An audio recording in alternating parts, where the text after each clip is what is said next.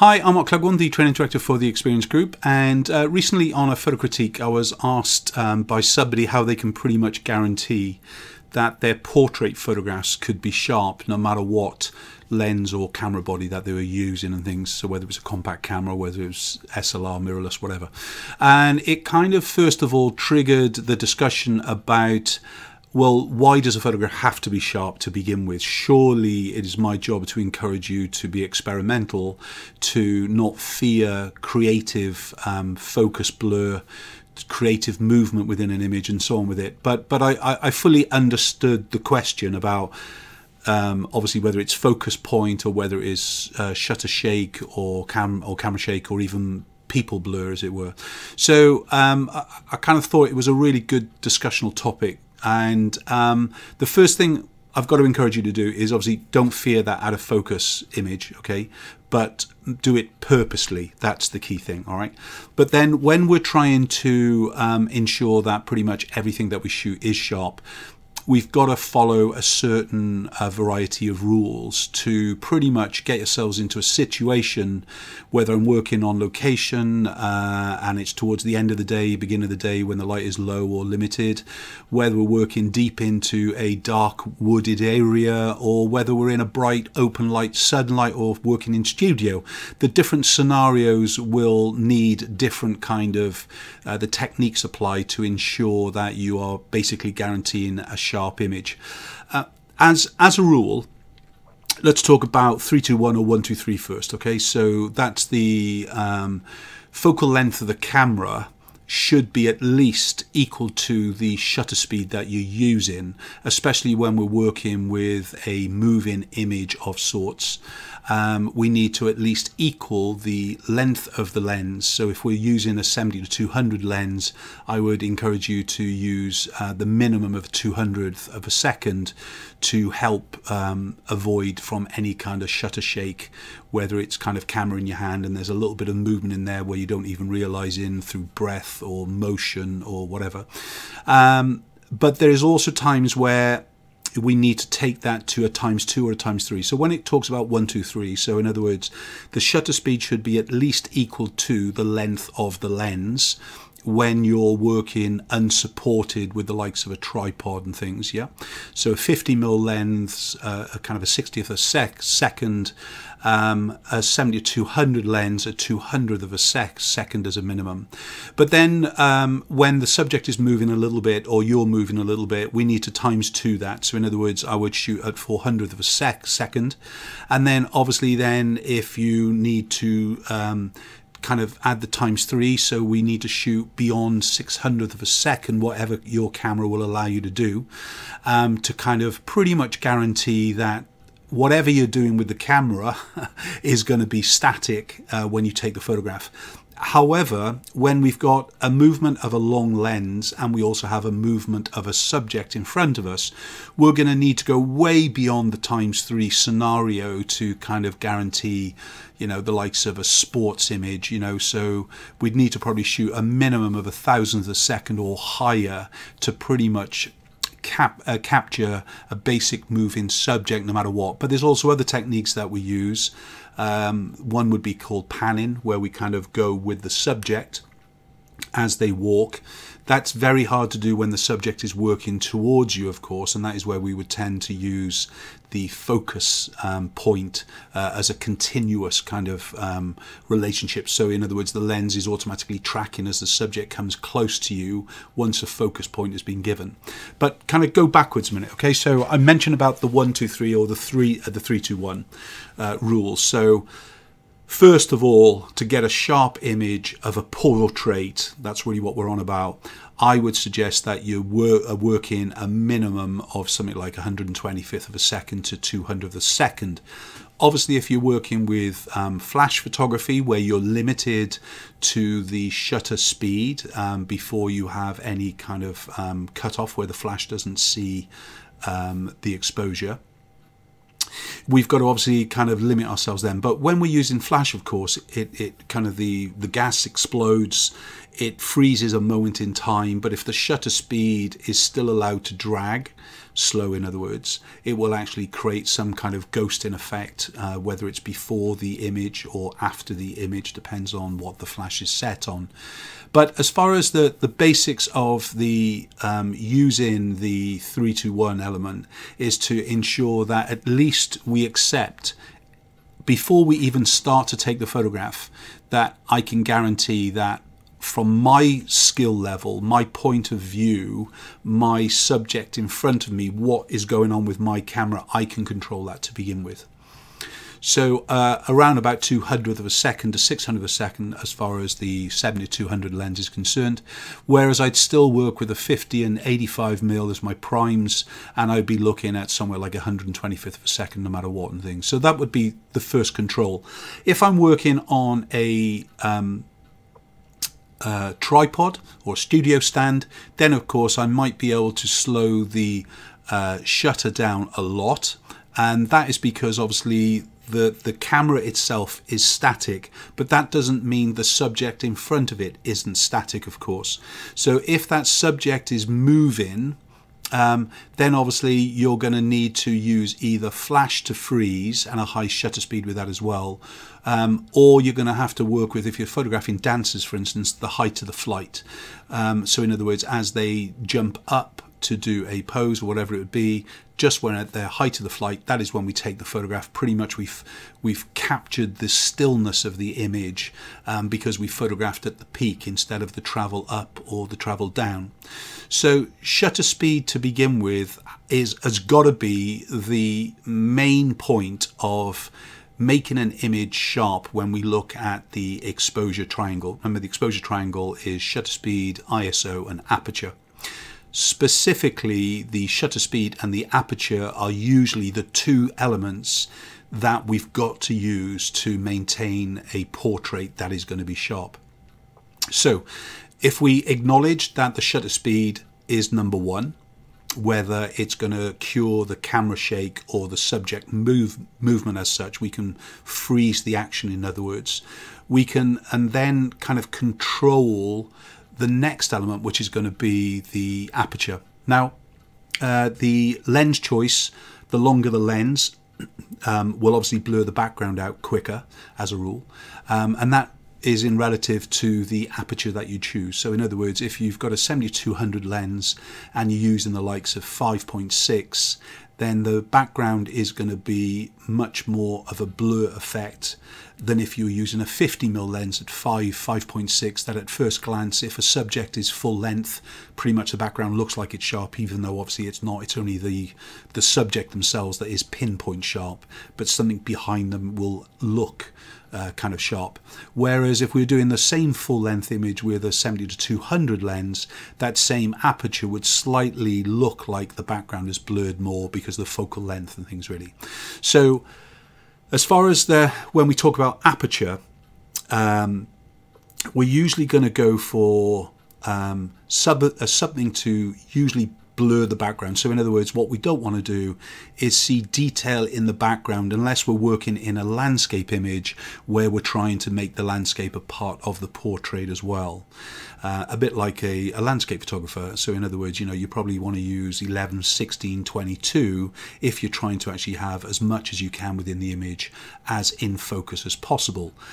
Remember, there's only ever really one point in the photograph that is going to be sharp through focus point, and that will be whatever you kind of either manually focus on or you use your focus dot on. That point is the perfection of exposure, and then whatever is in front of it and whatever is behind it is going to be kind of made to look sharp through the use of the depth of field, in other words, the aperture. So if we're going to use the likes of f22, f16, f11, then more is going to be in focus. If you use in the likes of an average aperture of f8 or f5.6, even the likes of f4 with certain lenses, you're going to get yourself kind of the average kind of look. Once we start to work in apertures like 2.8, 1.2, etc., then pretty much whatever is sharp, everything else is gone.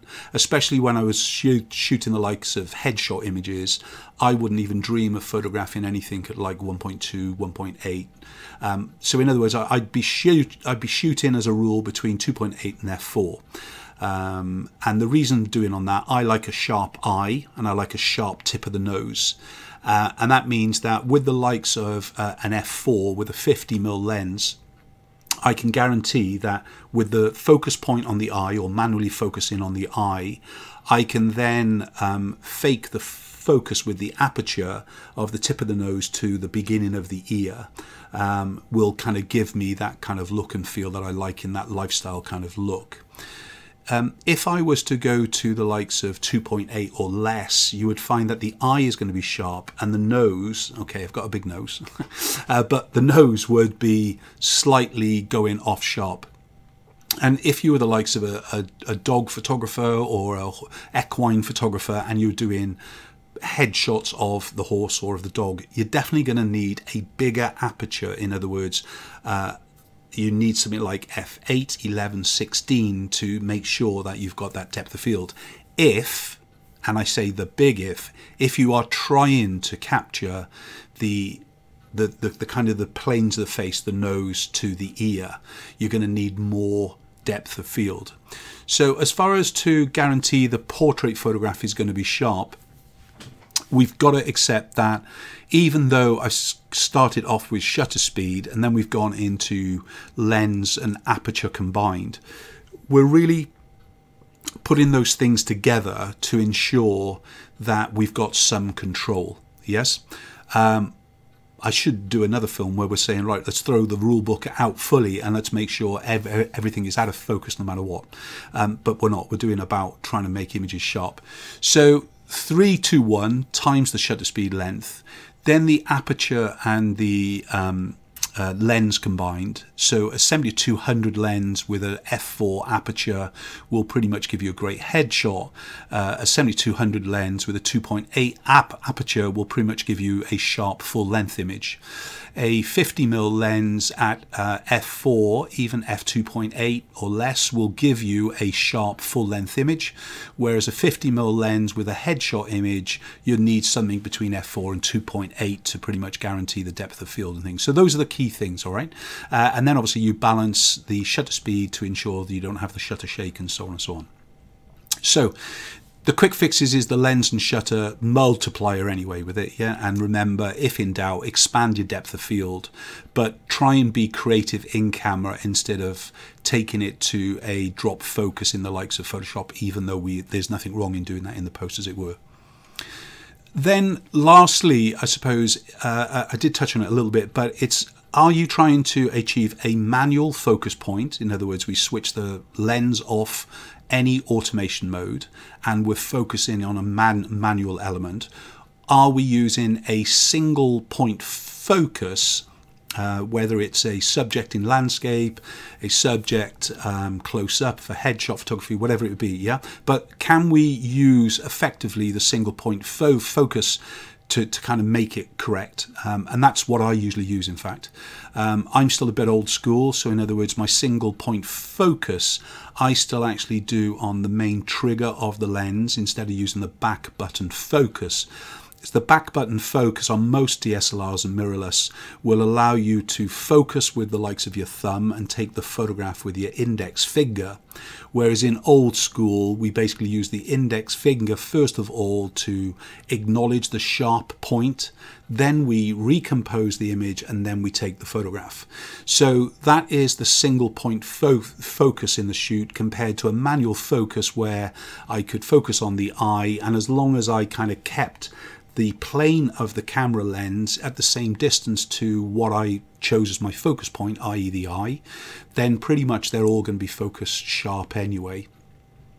But then we could also look at the likes of a continuous or an auto focus mode, and the one amazing thing that's going on in our industries is this tracking of eyes and ears and faces and people and so on with it, with the kind of most up-to-date cameras and so on, and they really are an almost foolproof way for you to kind of take a sharp image, a portrait image, every time you pick up a camera, no matter what, as long as you understand the basic technique of using your own camera as such. And I would say if you're a portrait photographer and you want to work in a slightly easier way, then don't be afraid to use the new technology in iFocus and allow it to track all the time and things. It can be a little bit frustrating, especially with some of the more budget the cameras, or the older kind of models and things, really. But in the good old days, you know, the continuous autofocus element was great for kind of a moving subject, like a dancer running along a beach or running towards me. I could pretty much use that to allow it to track and things, really. So with that in mind, I think if you apply those things, you will find that you will take 99% of your images that are absolutely pin sharp as a portrait.